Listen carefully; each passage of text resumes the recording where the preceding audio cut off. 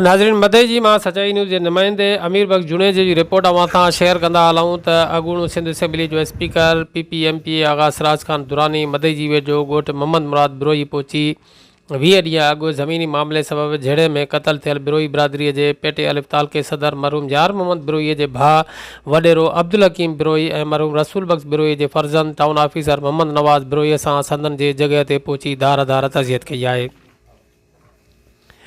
यादि रहे त 20 ॾींहं अॻु बिरोही बिरादरीअ जे ॿिनि धुरियुनि चाचो भाइटियो में ज़मीन जे मामले ते तकरार हलंदड़ हो, जंहिं जे नतीजे में ॿिन्ही धुरियुनि पारां हादसाती तौर ते कयल फायरिंग में 2 ॼणा क़तल थिया हुआ।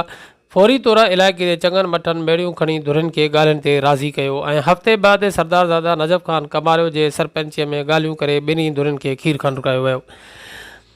MPA आगा सिराज खान दुरानी तज़ियत जे सिलसिले में पहुतल हुयो त उन सां गॾु PP जा मक़ामी अॻुवान अनवर अली पंवार, सिकंदर मीराणी, मीर हज़ार ख़ान बिरोही, आगा जावेद दुरानी, हफ़ीज़ पीरज़ादो, अरसला ख़ान सीलरो समेत कई वर्कर सणत गॾु हुया। उन मौक़े ते MP आगा सिराज खान दुरानी मीडिया सां ॻाल्हाईंदे चयो त शुरू में पीपल्स पार्टी जी गवर्नमेंट जॾहिं आई त हालात इलाही ख़राब हुया, इन करे जो जेकी केयर टेकर गवर्नमेंट थी इन लॉ एंड ऑर्डर ते बिल्कुलु कमु कोन कयो, न उनजी का अहिड़ी इंट्रस्ट हुई, उन्हनि जी इंट्रस्ट ई आई त असां इलेक्शन कराए हलिया वेंदासीं। पर थींदो आहे ईअं, जॾहिं बि गवर्नमेंट्स वेंदियूं आहिनि त पोइ law and order situation create थी वेंदी आहे। पर हिन वक़्तु काफ़ी शयूं बहितर थियनि पियूं ऐं पुलिस मां सम्झां थो एडवर्टाइज़ बि कया आहिनि, उहो नफ़रियूं बि वधाइनि पिया ऐं कुझु सामान बि हुन घुरायो आहे ॿाहिरां, उहो बि ईंदो। उन खां पोइ सुठा सुठा ऑफिसर्स बि अची विया आहिनि मैदान में।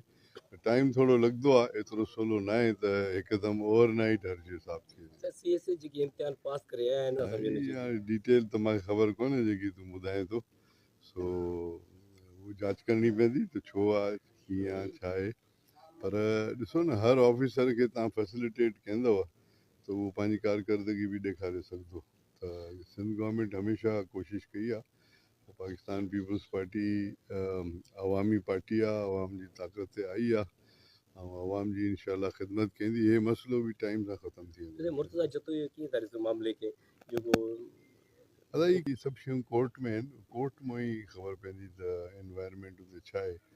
मां पाण तव्हांखे ख़बर आहे, तव्हां पाण ईंदा आहियो, 6 साल थिया आहिनि मां बि कोर्टनि में हलां पियो, त कोर्ट जा जेके इशूज़ आहिनि उहे कोर्ट खां ई ख़बर पवंदी, बाक़ी हुन ते माण्हू कमेंट त नथो करे सघे। तव्हांखे ॿुधायो